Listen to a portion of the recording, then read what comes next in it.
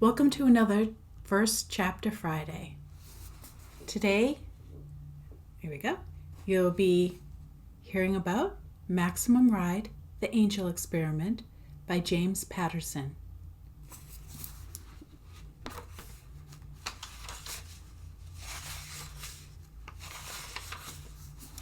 It does come with a warning. It says, if you dare to read this story, you become part of the experiment.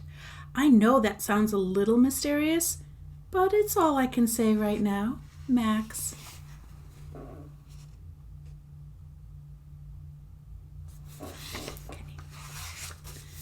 Prologue. Congratulations.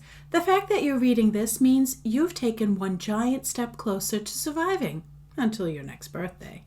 Yes, you, standing there, leafing through these pages.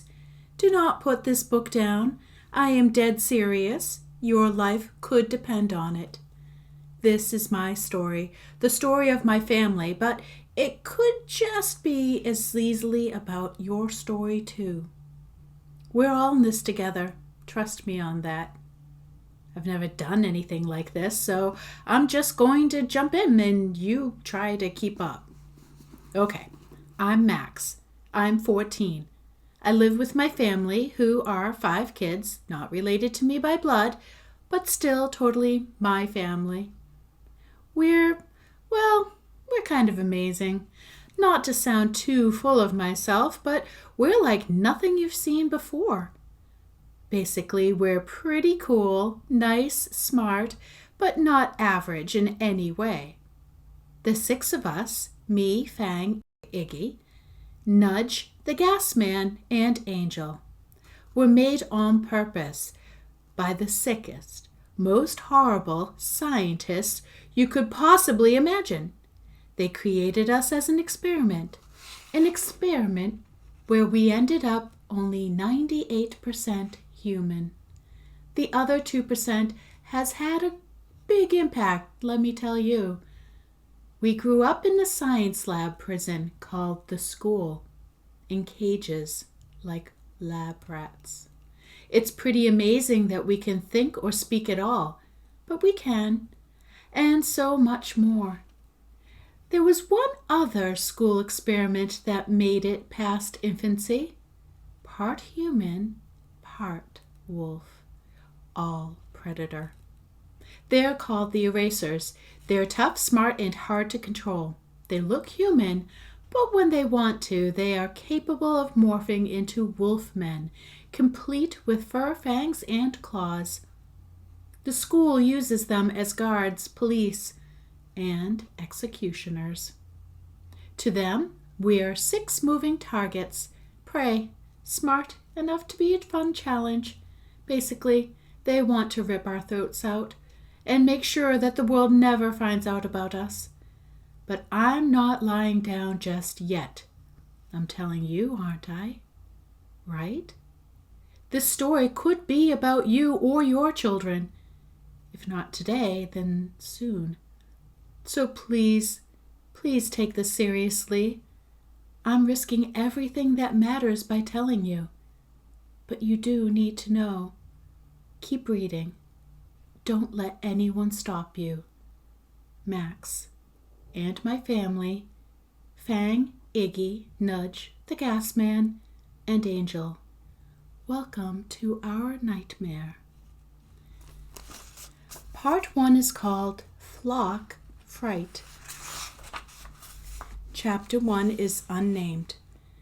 The funny thing about facing imminent death is that it really snaps everything else into perspective. Take right now, for instance. Run! Come on, run! You know you can do it! I gulped deep lungfuls of air. My brain was on hyperdrive. I was racing for my life. One goal was to escape. Nothing else mattered. My arms being scratched to ribbons by briar I'd run through? No biggie. My bare feet hitting every sharp rock, rough root, pointed stick? Not a problem. My lungs aching for air? I could deal. As long as I could put as much distance as possible between me and the erasers. Yeah, erasers. Mutants, half men, half wolves, usually armed, always bloodthirsty. Right now they were after me. See? That snaps everything into perspective. Run! You're faster than they are. You can do this. You can outrun anyone. I'd never been this far from the school before. I was totally lost. Still, my arms pumped by my sides, my feet crashed through the underbrush. My eyes scanned ahead anxiously through the half-light. I could outrun them. I could find a clearing with enough space for me to... Oh no! Oh no! The unearthly baying of bloodhounds on the scent wailed through the trees, and I felt sick. I could outrun men. All of us could, even Angel. And she's only 6, but none of us could outrun a big dog. Dogs, go away! Let me live another day! They were getting closer. Dim light filtered in through the woods in front of me. A clearing? Oh, please, please! A clearing could save me.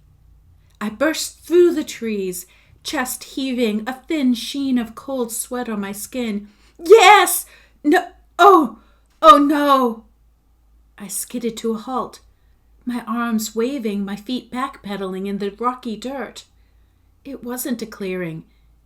In front of me was a cliff, a sheer face of rock that dropped to an unseeable floor hundreds of feet below.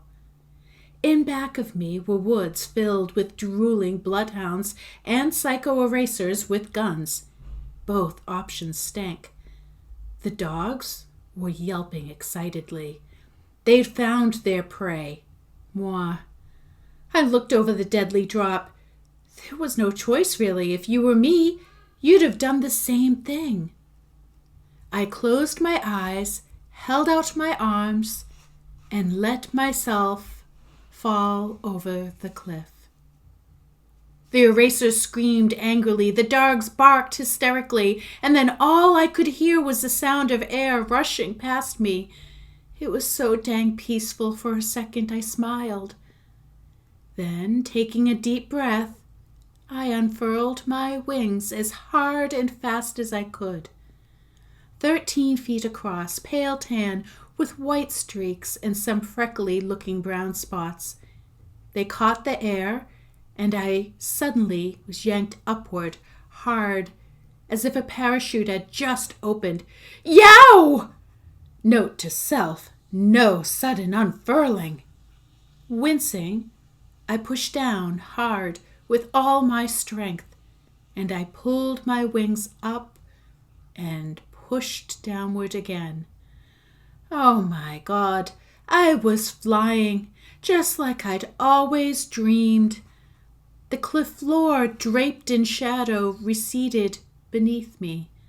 I laughed and I surged upward, feeling the pull of my muscles, the air whistling through my secondary feathers, the breeze drying the sweat on my face.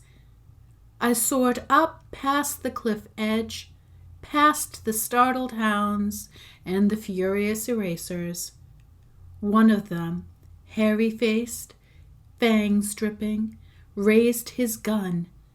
A red dot of light appeared on my torn nightgown. Not today, you jerk, I thought, veering sharply west, so the sun would be in his hate-crazed eyes. I am not going to die today. And that's it, chapter 2. See? Oops, wrong way. That's all. Sorry, sometimes they're short, sometimes they're long chapters. Anyways, thank you, and I will meet with you next week on Friday. Bye.